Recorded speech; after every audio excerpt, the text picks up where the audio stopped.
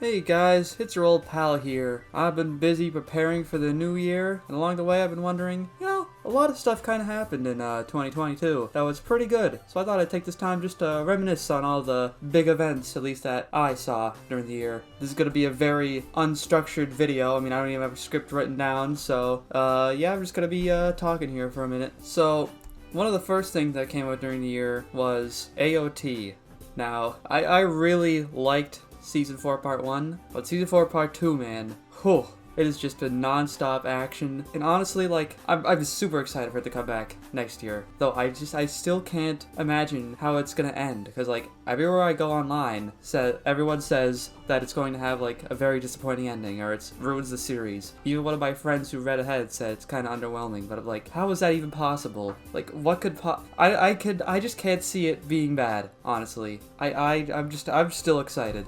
And who knows, maybe the show will change the ending. But I'm still holding out hope and thinking it's gonna be good. So here's hoping. I think around that time, Pokemon Legends Arceus came out, and, looking back, it is a lot better than I remember. Like, I enjoyed it. Like, comparing it to the recent Scarlet Violet, it's just so crazy how much, like, quality of life changes were implemented in that game to help improve the quality of life. And just so many unique touches, like status moves and whatnot, being faster.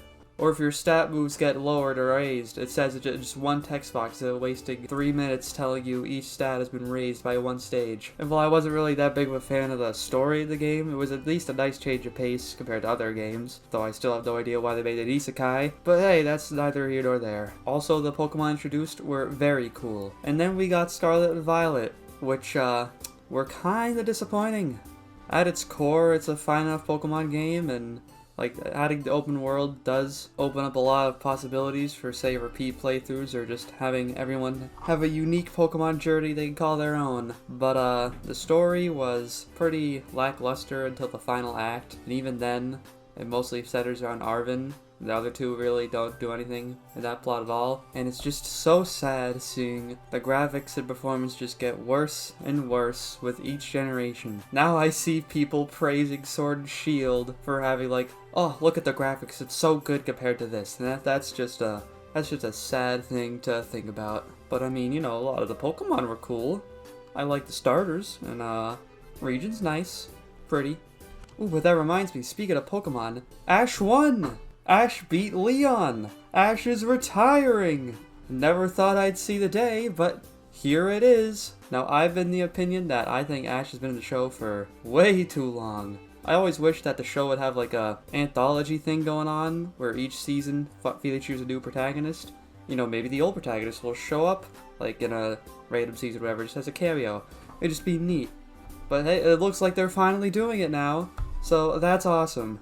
Speaking of other shows, Amphibia ended, which was so sad. I got into it last year. It was really good. Wait, no, last year. No, I got it in like 2021. Either way, it was just really good. Basically, just Gravity Falls, but with frogs. And a knockoff Gravity Falls is still high tier, if you ask me. And yeah, just, like, really, that series finale just really got to me. Like, I did not expect that. Who could have seen the silly frog show having a profound message on change? Also, Andreas is the best character because he has a cool voice. Also, Marcy's cool. And then there was Owl House having its first of 3 finale specials. I know a lot of people are mad about season 3 being cut down to 3 specials, but honestly, it would just been a lot of, like, filler on Earth. And it would have been nice to see more, but I don't think it was really needed, at least not for right now. Maybe the next 2 will be super rushed and I'll be eating my words, but as far as the special we got, it was very nice. Seeing everyone adapt to their new lives on Earth and having Luz struggle with feeling guilty for everything. It was nice to watch, and Emperor Bello still being as menacing as ever just makes me more excited to see how it all wraps up. That's right, we also got Overwatch 2 this year. Now, I'm gonna be honest, I played a lot of Overwatch 1. I had a whole bunch of hours. In case you're wondering, I was a Roadhog main personally, with a little Zen on the side, maybe a sprinkle of Doomfist here and there, but yeah. Unfortunately, I never got past gold rank. Still, that platinum rank still eludes me to this day. But maybe one day. But anyway, Overwatch 2, I never really played a whole bunch of it. I personally am not a big fan of the change to 6 to 5 team members. It feels like that limits the amount of options you could do.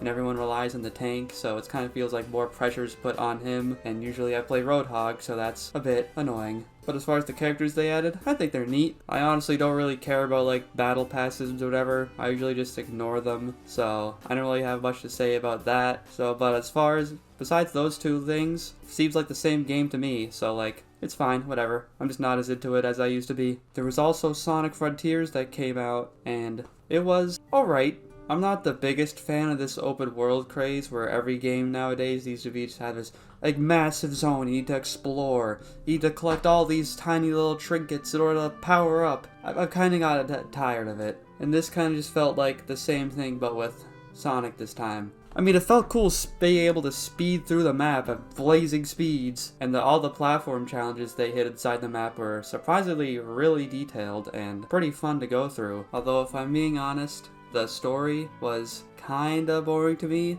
It just felt like most of the time the characters were just sitting still and talking to each other about past events, which as a Sonic fan, it was very nice to hear references to old games that I've played, but at times just kind of felt unnatural the way they brought him up, and the actual story itself, like the plot beats or whatever, were fine, but I don't know, just kind of felt bland. Also, I'm not really the biggest fan of Sonic's new voice in this game. I just think it sounds a bit too deep, and I get they're trying to do a more serious tone, but I still just think they would have better doing the normal one. But I will say, the music in this game, very unexpected, but extremely welcome at the same time. I think my personal favorite would be the true final boss. I know it's weird picking the one that doesn't have lyrics, because usually I'm all about the lyric songs, but I don't know, something about it just feels so hopeful, yet despair. I don't know, I just like it. Oh, and now we get to talk about good games. Like Pikmin 4! Pikmin 4 is real! You guys have no idea how long I've been waiting for this moment. It is happening. It is coming out. It will be in the palm of my hands sometime this or next year. It's just so nice. So nice to have something you wanted be delivered to you. It's gonna be awesome. Pikmin 3 is like one of my favorite games of all time. And if this is similar to that, then I'm going to have a great time.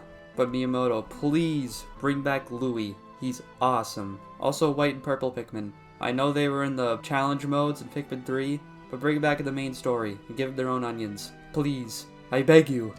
And another game with a P that came out this year was Persona 5 on Switch, baby! Ever since I played Persona 4 Golden on Steam, I've just been waiting for Persona 5 to get ported over, and finally it happened. And oh my god, it was so good.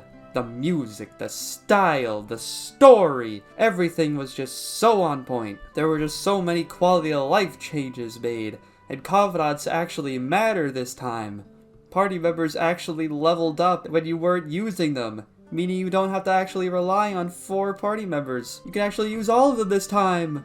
Honestly, I'd like to talk about this more, but I don't feel like spoiling the experience for anyone watching. So if you haven't played Persona 5, please play it. It is so good, but don't date Yoshizawa. She's mine. You can't have her. And then finally, to top it all off, Berserk came back. I thought the series was just kinda gonna end after Miura passed away, but luckily, his friend decided, you know what, let's continue this. And the new chapters have been pretty good. Now, granted, not a whole lot has come out, because it's been a monthly release, but what we have got, it's getting kind of crazy. And honestly, I'm just happy to see this story is gonna be getting the ending it deserves. There's definitely more stuff that happened this year that I'm kind of forgetting about, but whatever. Tell me what you guys thought of this year, and did you like it? Not like it? Were you just wait until next year to go play Pikmin 4? Let me know below. And with that all said, see ya in the new year!